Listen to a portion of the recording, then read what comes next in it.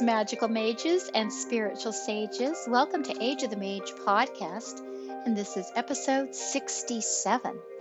I would like to discuss today some ideas about magical and spiritual work that we all face. So we all may come up against these things.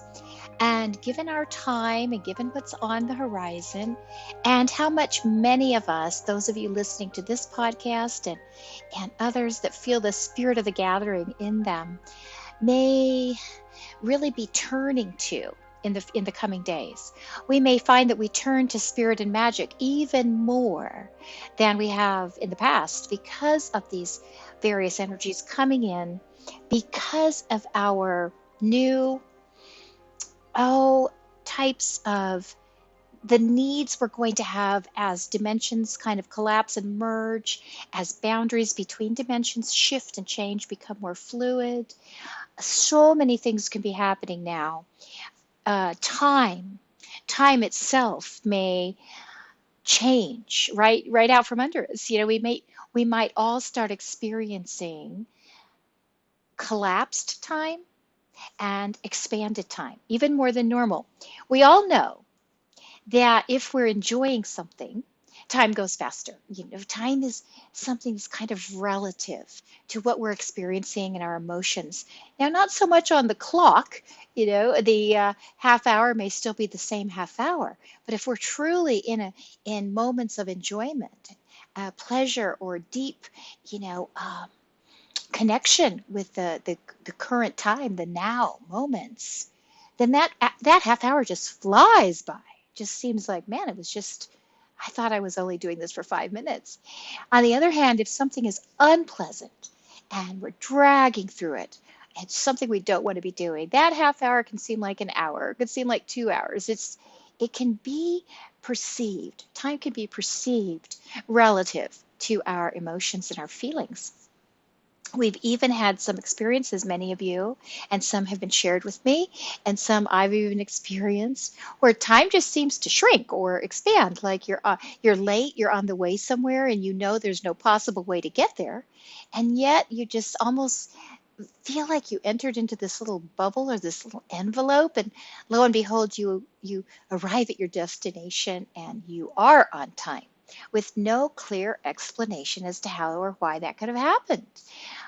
So we all have various experiences with things like time, space, and now these could be increasing, and our time between a desire and a manifestation might shrink. We might see evidence, more and more evidence, of our thoughts and our etheric projections and constructions coming into our third dimensional reality in ways that might surprise us, or that it could have to do with time. It could be about that gap shrinking, but it could be other things too. It could simply be more and more of them showing up, heightened degrees of synchronicity and those kinds of events.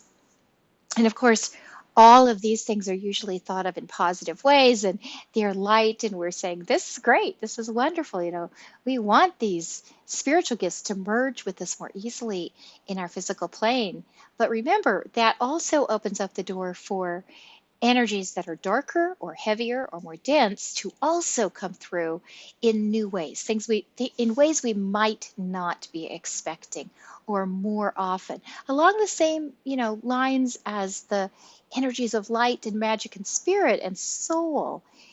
We have all these mixtures in us of light and dark and shadows and light, and those types of energies, shadowy, darker, could also manifest perhaps more quickly, or perhaps in more direct ways than we're used to, with thought forms manifesting, these kinds of things. So all this we've talked about, it seems to be increasing, and people are becoming more aware that it's increasing on some level. I think that as this listening audience, you're even more inclined to be sensitive and alert to these types of changes, as you are more used to working with subtle energies, with the liminal spaces. This is already inside your domain.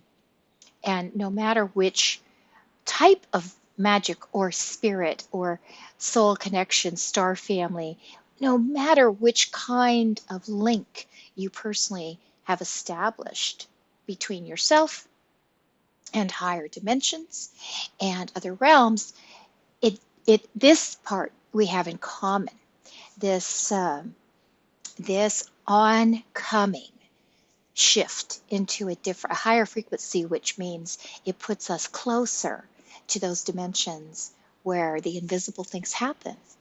So today I just wanted to address this idea and get us all thinking, and myself included, about, who do we want to be working with, if anyone at all, in these other dimensions. So some of us have a background that is maybe Christian or Islamic, and we just want to relate to God. We just want to relate to the idea, concept, personage we envision as a God, or perhaps his son Jesus Christ, or another divine, a very, very high creative source, divine figure.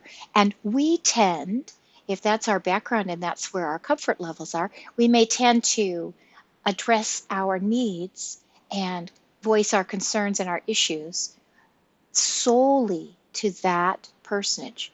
That may be where our comfort lies. And as we develop sensitivity, intuition, critical thinking, discernment, happiness, joy, all these other wonderful parts of life, if this is working, if this connection with the ultimate creator is working, then that is fantastic, because I never want to uh, impose personal feelings onto anyone else, and I respect each and every one of the paths that you have chosen to enhance your spirituality and to practice your magical skills and those kinds of things. So these are all very individual.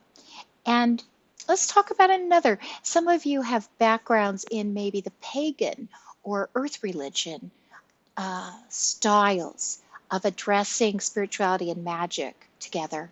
And perhaps you have a Wicca background or a Druidic background or a shamanistic type of a preference for how you go about doing these things and how you make your connections. Some of you are very strongly tied and feel, these living linkages with your star families, other galactic races, other beings that most people call extraterrestrials, but we know that some may be inner Earth, some may be interdimensional. And some of you look to those connections for guidance, for help. And that's where your energy that you want to, work on, both spiritually and magically, that's where you pour your energy, is into those connections with those beloved beings. Others of you, I know, feel very strongly related to certain types of creatures or entities. We have many who are communicating with dragons or communicating with dolphins and other higher water beings.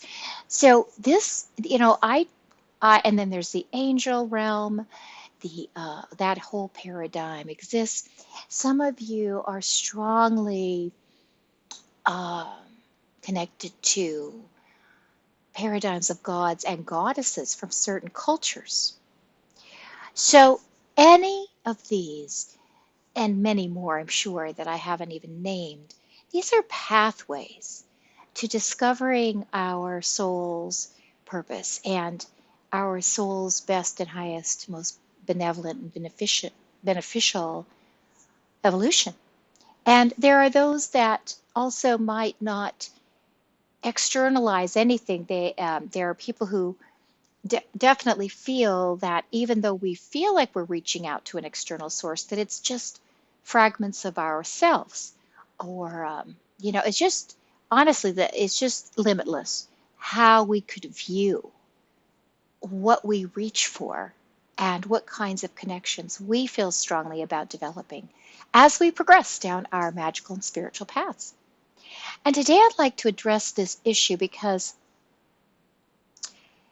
I know it will be individual, and that's completely understandable. But my question to you and to myself is, let's presume that you are in need of something, whether that's protection or more abundance or some sort of healing, anything at all. And you feel a draw to perhaps perform your own magical ritual that would help manifest what you need. And then maybe there's this other push that doesn't go away. It makes you feel like I want to reach out for some additional help. And that's the issue I'd like to focus on for just a minute. Where do you find that you reach for? I've already gone through several types of ways and styles and beings that we could reach out to. I'm bringing this up because sometimes it can help us to have external help. We psychologically might respond feeling more secure if we do indeed feel like we can reach for help outside ourselves. We do this in everyday life, and they say as above, so below. Sometimes if we need to move, for example, not many of us would tackle that all alone. We would ask for help, certainly maybe from friends and those that would be willing, but also we hire movers, we hire people to help us with the heavy lifting. And it takes a burden off our shoulders that perhaps we couldn't even do, even if we wanted to. When we call in experts, whether that's a repairman or a teacher or an attorney or a doctor, we live in a world where we are connected with each other. And we have learned through experience that some of our needs can be better met if we go ahead and include uh, asking for help as a resource, or inviting someone's expertise into our world. And so we do this quite commonly. It's normal to reach out. And I think that we carry that same normal inclination very often into our magical work or into our spiritual work. We seem to sense that there are others who are available to ask for help if we choose to do so. And then, of course, the fun begins where we start defining which beings do we feel most comfortable going to for assistance? Where do our natural inclinations lie? Perhaps this even ties into some of our spiritual overlays and our karmic background. It's complex, isn't it? So that's where we fan out, and we find that we have these very diverse ideas about those extra linkages in other dimensions that we can rely on. I think it might be important for us to give this some extra thought in the coming days and reassess who we want to connect with. And I say this because I've had a series of events myself the last week or two, and they are kind of increasing, speeding up. Synchronicity seems to be happening more often. Moments of telepathy, um, linkages are appearing. So again, this is backing up this idea that all this may become more dominant and more critical for each and every one of us.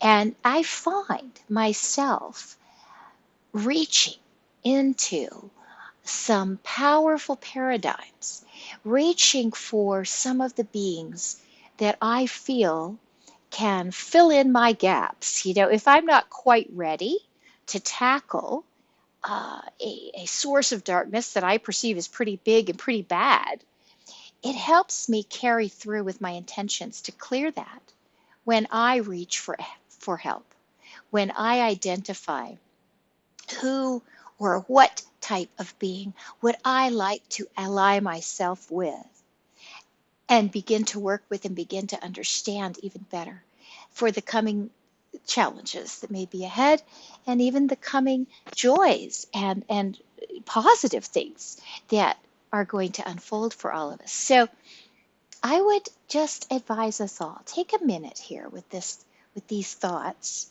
And I'm sure many of you already do this. You are already very closely bonded with beings or habits, etheric lines of connection that you do rely on.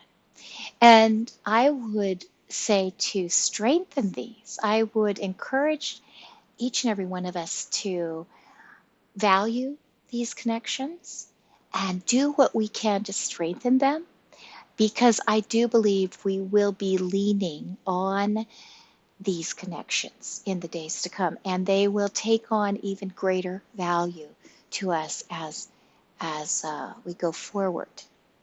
So yes, these can be slippery. Yes, these concepts we don't have all the answers to. We could argue for days and days on end if we came up about three different people talking about their connections and what they perceive is the the, the best beings to ally with. We'll have three different opinions, of course, because this is so personal. But within your own sphere of practice, within your own heart, really reach deep and give this some thought and perhaps start some exercises. I may do a podcast that helps suggest some ways to discover what are your truest bonds. Who and what type of beings naturally bring you comfort and assistance, and maybe how to develop some deeper connections there. And we also might want to give some thought to different beings helping us with different types of problems. So in my case, for example, I have a history where I feel very strongly sometimes the presence of a fairy energy. I live among elven energies. I also might feel certain animals around me, power animal or totems, when those certain types of situations arise. And I have connections that are from my traditional Christian background that I could tend to fall back on. And then I have been exploring a lot of angelic technology and connections in that particular paradigm recently. And so there are different, and then I have a guide that came into my life many years ago. He's very unique, and I have gained much from him. So as we go on in life, and we're open to these types of things, we do receive intuitively, clues about who's helping us, and we tend to be attracted to the paradigms and the pantheons and the types of beings that are really trying to make themselves known to us. So this shouldn't feel very foreign. If you're having some fun and thinking and exploring, just follow some of your own, where your imagination leads you. That's probably a pretty reliable path to discover who is trying to help you. We have ancestors, we have loved ones. So there's just so many types of beings and energies in other dimensions that are willing to stand with us, be beside us, and encourage us, help us, train us, teach us, so many things, right? So follow those natural tendencies you have. If you have sensitivities that you think may be karmic, include some of those. Jot some of these things down. Take some time to think about them. And as you go through these various types of beings, you may even want to do some sorting. Like, I might use an animal totem. I respect the fact that I had a very, very powerful experience many years ago with a large, wild black panther cat in the astral, and she came with me to some very difficult situations. Very powerful. And yet I might not call on her for a different type of protection or something that I would want. So again, the the more you allow your imagination to fill in the blanks for you, and just take some notes about some of these connections you probably really have, then you might start that sorting process and start getting ready. Like, well, if I were really up against the biggest, baddest, dark, shadowy thing of all, who would I turn to? And get some of these questions. This is part of the preparation process. Get some of these questions running around in your mind. Give some thought to this, because I think it's time that we strengthen some of these bonds that we have, that we remind ourselves who has been helping us all along, who we feel close to. It could just be an ancestor. Again, it's so personal. It's so very personal. And but for each one of us, it's important to do. It's not important that your paradigm matches up with mine. Okay, that's not the point. The point is that you are comfortable, familiar, and working on the connections that establish your spiritual strength, your magical stamina, through your alliances. And that's so important. That's what I'd like to leave us with today, is this just throwing these thoughts out, because I'm getting a very strong push to share this with you. There seems to be something that may be coming that's going to require allies. Now, we also encourage that in the 3D. Of course, our whole gathering, our Modern Masters project, everything is about finding one or two other kindred souls that you get along with and can kind of team up with, and help protect each other and help others, and manifestation magic, doubles and triples when you can align with someone. So we encourage 3D allies as well, of course, but sometimes they're not available. Sometimes your personal partner might be on the other side of the world, and you find yourself in a situation where it's very important that you can call on allies you are familiar with, comfortable with, and trust. You trust, you've built that up. I think we want to revisit this and give it the consideration that it's due right now. So I will return very shortly again with yet another episode. I look forward to speaking with all of you so much. I feel like I'm reaching out to each of you through these talks, and I really enjoy it. I hope that these ideas are helping you on your end as well, because they actually help me. When I ask for the inspiration about what to share, these are things I need to hear too, and it kind of pours in, and I share it, and then I go back and hear it, and it was a great idea. I need to do it too.